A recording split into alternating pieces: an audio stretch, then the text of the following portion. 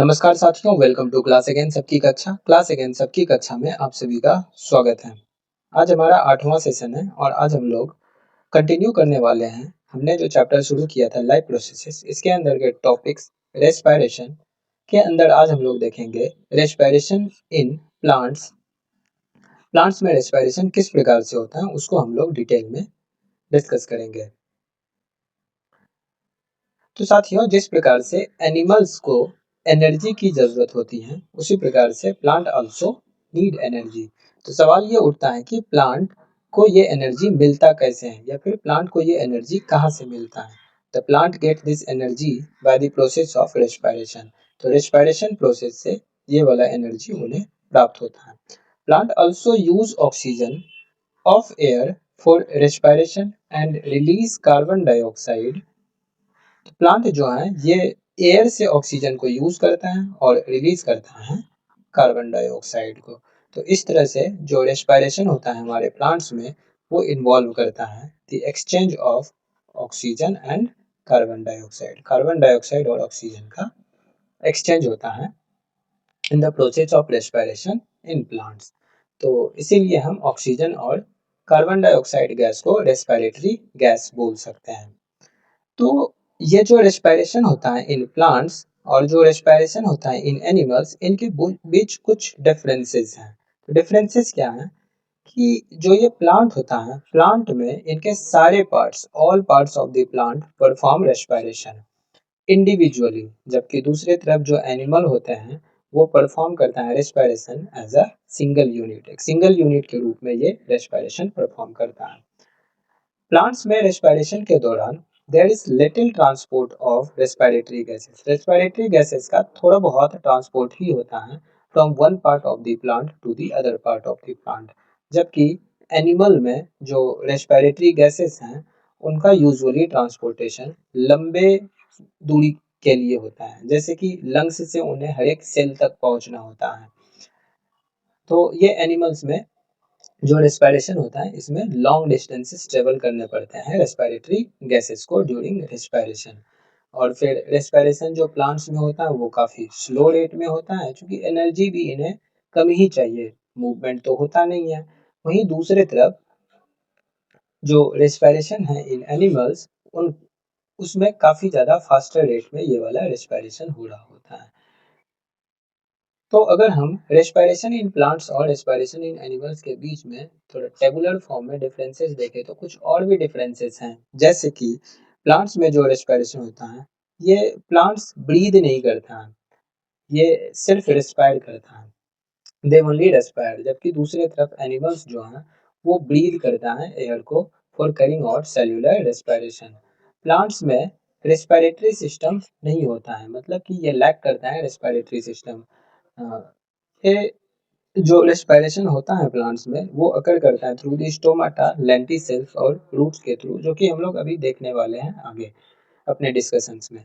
वहीं दूसरे तरफ जो एनिमल्स होता है, एनिमल्स में रेस्पिरेटरी सिस्टम हमें देखने को मिलता है in the form of lungs, in the form of जो गिल्स हैं, इन सब के फॉर्म में हमें देखने को मिलता है, जो कि ऑर्गन्स इन्वॉल्व होता है इन एनिमल्स। वहीं दूसरे तरफ प्लांट्स जो होता है, इनके लीफ जो है वो ऑब्टेन करते हैं oxygen directly from the air through the stomata. Stomata के थ्रू ये एयर को ऑब्टेन करता है। Stems and roots are also take in oxygen. Stems और रूट जो है ये भी हमारा इन्वॉल्व होता है रेस्पिरेशन प्रोसेस में। जबकि एनिमल्स में oxygen is taken in through, oxygen जो है वो लिया जाता है थ्रू द स्पेशल ओपनिंग, जैसे कि नोस्ट्रिल्स हुआ, गिल्स हुआ, इन सब के थ्रू, जो कि रेस्पिरेटरी ऑर्गन्स हैं बेसिकली। तो इनके थ्रू एनिमल्स में ऑक्सीजन को इनटेक किया जाता है।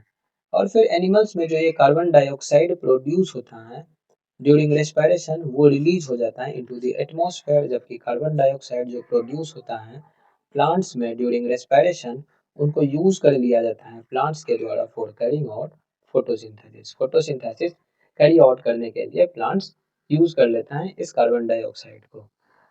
Plants also produce glucose and oxygen. Plant जो है इस फोटोसिंथेसिस प्रोसेस में ये ग्लूकोज और ऑक्सीजन को प्रोड्यूस करता है on their own to carry out respiration. मतलब कि ये जो प्लांट्स हैं चूंकि ये ऑटोट्रॉप्स होते हैं, इसीलिए ये कैरी आउट करता है, ये फोटोसिंथेसिस और प्रोड्यूस करता है अपना भोजन। तो अपना भोजन खुद ही ये कंज्यूम करता है, जबकि एनिमल्स जो हैं ये हमारा हेट्रोट्रॉप्स होता है, तो इसीलिए इनको ग्लूकोज और ऑक्सीजन जो है ये बाहर से प्राप्त करने पड़ते हैं टू कैरी आउट रेस्पिरेशन। तो ये थोड़ा हमारा डिफरेंसेस था between respiration in plants and respiration in animals.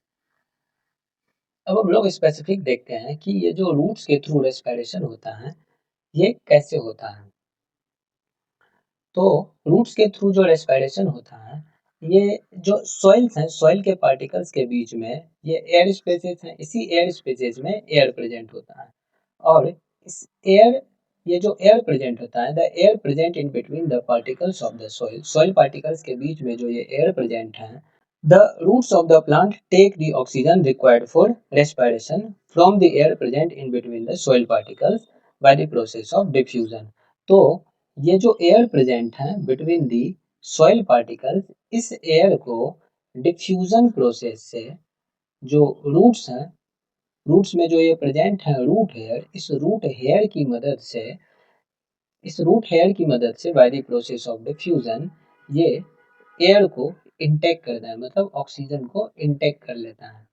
तो the extension of epidermis cell of roots are called root hair. तो ये एपिडर्मिस सेल का जो एक्सटेंशन है उसको हम लोग रूट हेयर बोलते हैं, जो कि इन कांटेक्ट, जो कि रहता है in contact with the air in the soil, soil में जो एयर है उनके कांटेक्ट में रहता है। देयरफॉर हम कह सकते हैं कि रूट्स जो है रेस्पिरेशन में ट्रैप्ड एयर को यूज करता है। तो the oxygen from soil, soil में जो ऑक्सीजन है वो डिफ्यूज करता है into the root cell and reaches all the other cells of the roots, roots के बाकी दूसरे सेल्स में ये पहुंचता है for respiration। और कार्बन डाइऑक्साइड गैस जो प्रोड्यूस हुआ था सेल्स में, इसी रूट हेयर के थ्रू डिफ्यूज आउट हो जाता है by the process of diffusion। इस तरह से respiration in roots occur by the diffusion of respiratory gases through the root hair। इसी रूट हेयर की मदद से रेस्पिरेटरी गैसेस का एक्सचेंज होता है। तो साथियों, अब सवाल ये उठता है कि हम लोग देखते हैं अपने दिन प्रतिदिन में, अपने आसपास में देखते हैं जहाँ कहीं भी यह वाटर लॉग्ड कंडीशन होता है या फिर सेचुरेटेड सॉइल या पॉन्डिंग वाला सिचुएशन होता है, इस केस में प्लांट डेड हो जाता है। तो इस प्लांट के डेड होने के पीछे का क्या कारण है? तो सवाल यह है कि why do most terrestrial plants die under water logged condition. Water logged condition में ये most of the terrestrial plant, मतलब जो ये लैंड प्लांट है, उनका डेथ क्यों हो जाता है? तो इस सवाल का जवाब हम लोग ढूंढते हैं। Land plant die if their roots remain waterlogged for a considerable time. जो ये लैंड प्लांट है वो डेड हो जाता है अगर उनका रूट्स कुछ खास समय के लिए या कंसिडरेबल टाइम के लिए ये वाटरलॉग्ड कंडीशन में ट्रैप्ड रहता है। ऐसा इसलिए क्योंकि ये जो बहुत अधिक पानी है, टू मच वाटर, ये एक्सपेल कर देता है सारे एयर को, जो कि इधर प्रेजेंट था सॉइल पार्टिकल्स के बीच में। तो सॉइल पार्टिकल्स के बीच में जो एयर प्रेजेंट था जिसमें कि ऑक्सीजन था, उस ऑक्सीजन रिच वाले एयर को ये एक्सपेल कर देता है।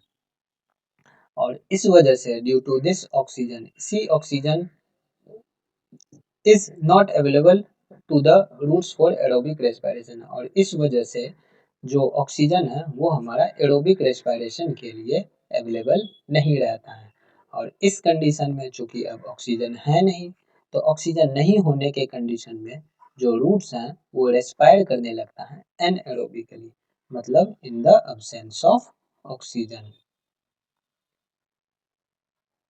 अब्सेंस ऑफ ऑक्सीजन में ये एरोबिक एनएरोबिकली रेस्पायर करने लगता है और ये प्रोड्यूस करता है अल्कोहल को। और इसी अल्कोहल के प्रोडक्शन के वजह से प्लांट हमारा डेड हो जाता है। तो ये रीजन था हमारे जो वाटरलॉग्ड कंडीशंस हैं उसमें मोस्ट ऑफ द प्लांट्स के डेड होने का। अब हम लोग देखते हैं कि ये रेस्पिरेशन स्टेम्स में कैसे होता है, स्टेम्स के थ्रू रेस्पिरेशन कैसे होता है। तो चूंकि हम सभी लोग जानते हैं कि जो ये हर्बेशियस प्लांट्स होता है, मतलब जो हर्ब्स होता है, इसमें प्रेजेंट होता है स्टोमाटा, और इसी स्टोमाटा के थ्रू गैसेस का एक्सचेंज होता है, मतलब रेस्पिरेटरी गैसेस का एक्सचेंज होता है।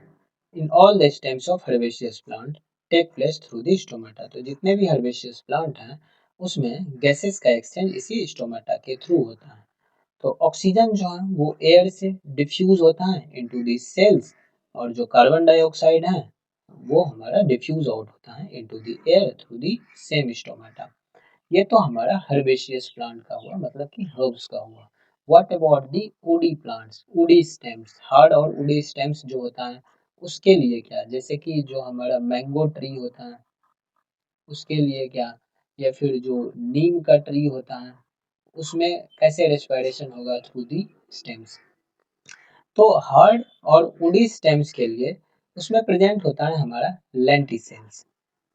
तो ये लेंटिसेल्स क्या है? लेंटिसेल्स एक छोटा सा का एरिया है in the bark of the tree, जहाँ का जो ये सेल्स हैं ये लूजली पैक्ड हैं, और इस लूजली पैक्ड सेल्स होने के वजह से यहाँ से गैसेस का एक्सचेंज होता है between the air and the living cells of the stem. बिल्कुल इस तरह से ये लूजली पैक्ड सेल्स होता है in the hard woody stems, और इसी लूजली पैक्ड सेल से ऑक्सीजन और कार्बन डाइऑक्साइड का एक्सचेंज होता है फॉर रेस्पिरेशन। ऑक्सीजन इनसाइड जाता है, मतलब डिफ्यूज इन होता है, और कार्बन डाइऑक्साइड डिफ्यूज आउट होता है।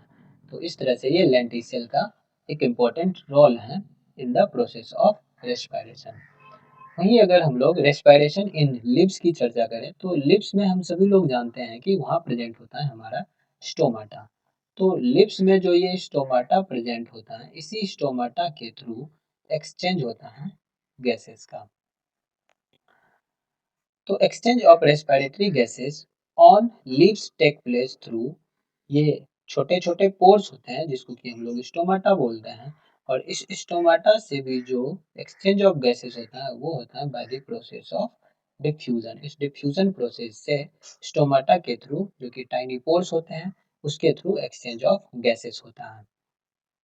तो नेट एक्सचेंज ऑफ गैसेस की अगर हम लोग बात करें जो कि लिप्स में होता है ड्यूरिंग द डे टाइम, वो हमारा दिन के समय में ऑक्सीजन जो है वो डिफ्यूज आउट होता है, और कार्बन डाइऑक्साइड वो हमारा डिफ्यूज इन होता है।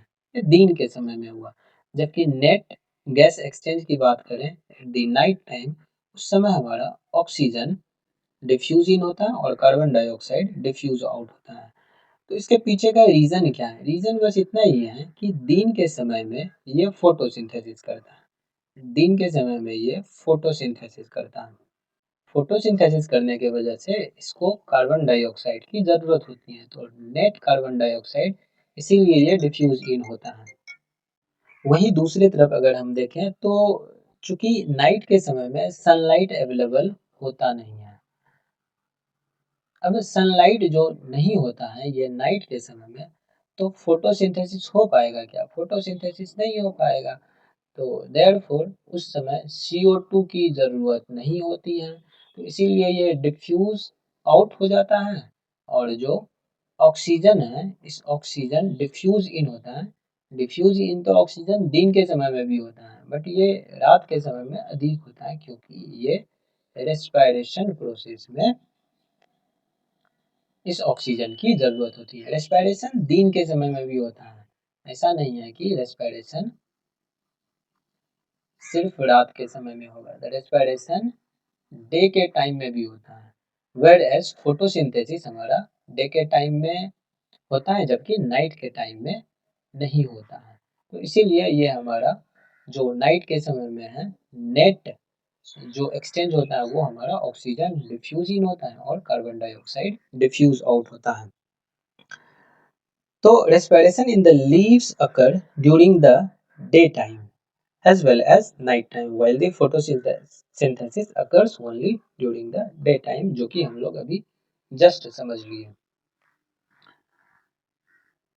तो ये हमारा एक फिगरेटिव या डायग्रामेटिक रिप्रेजेंटेशन है जिसमें कि हम लोग ये बताने की कोशिश कर रहे हैं कि ये सनलाइट जो कि दिन के समय में अवेलेबल होगा, तो दिन के समय में ये कार्बन डाइऑक्साइड को कंज्यूम करेगा, डिफ्यूज इन करेगा, और कार्बन डाइऑक्साइड और वाटर के प्रेजेंस में ये फोटोसिंथेसिस करेगा और कार्बोहाइड्रेट्स बना लेगा और इनका जो बाय प्रोडक्ट होगा तुम्हारा हमारा ऑक्सीजन O2, इस O2 को जो है ये डिफ्यूज आउट कर देता है। तो ये फोटोसिंथेसिस प्रोसेस दिन के समय में है, वेयर एज जो नाइट के समय में है, नाइट के समय में ये फोटोसिंथेसिस हमारा होगा नहीं। तो जबकि दूसरे तरफ अगर हम लोग बात करें तो ये रेस्पिरेशन जो है वो दिन में भी होता है और रात में भी होता है। तो ऑक्सीजन जो है दिन में भी डिफ्यूज इन होगा और नाइट में भी डिफ्यूज इन होगा। चूंकि दिन में तो हमारा CO2 भी गया और ये फोटोसिंथेसिस करके कार्बोहाइड्रेट्स बना लिया, जबकि CO2 जो है वो रात में डिफ्यूजिंग नहीं होगा, वो ऑक्सीजन डिफ्यूजिंग होगा और रेस्पिरेशन प्रोसेस में ये CO2 को बनाएगा और फिर CO2 हमारा डिफ्यूज आउट हो जाएगा। और इस तरह से जो नेट एक्सचेंज है गैसेस का in the leaves at night is oxygen diffuse in and CO2 diffuse out, और जो नेट एक्सचेंज इन लीव्स हैं ड्यूरिंग द डे टाइम वो ऑक्सीजन हमारा डिफ्यूज आउट होता है और CO2 डिफ्यूज इन होता है। तो इस तरह से ये हमारा स्टोमाटा और इसी स्टोमाटा के थ्रू हमारा एक्सचेंज ऑफ रेस्पिरेटरी गैसेस होता है in the leaves through the ये टाइनी पोर्स जिसको कि हम लोग स्टोमाटा बोलते हैं और by the process of diffusion. तो लिप्स में भी ये स्टोमाटा होता है और जो ग्रीन लीव्स हैं उसमें भी ये स्टोमाटा होता है और फिर जो हर्ब्स होता है जो हर्बेशियस प्लांट है उसमें भी ये स्टोमाटा है। तो इन दोनों जगह पे ये स्टोमाटा का यूटिलाइजेशन होता है for the exchange of gases. तो साथियों आज के लेक्चर में बस इतना ही। हम लोग अगले लेक्चर नंबर 9 में देखेंगे रेस्पिरेशन इन एनिमल्स, एनिमल्स में रेस्पिरेशन कैसे होता है। इसको हम लोग दो भाग में बांटेंगे। तो ह्यूमंस वाला पार्ट जो है हम लोग बाद में करेंगे और जो कुछ सिंपल ऑर्गेनिजम्स हैं, सिंपल एनिमल्स हैं, उसमें हम लोग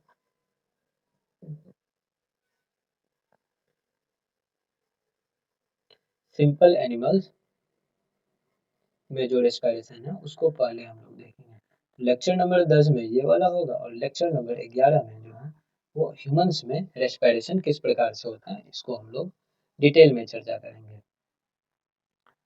तो थैंक यू साथियों, मिलते हैं अगली वीडियो में।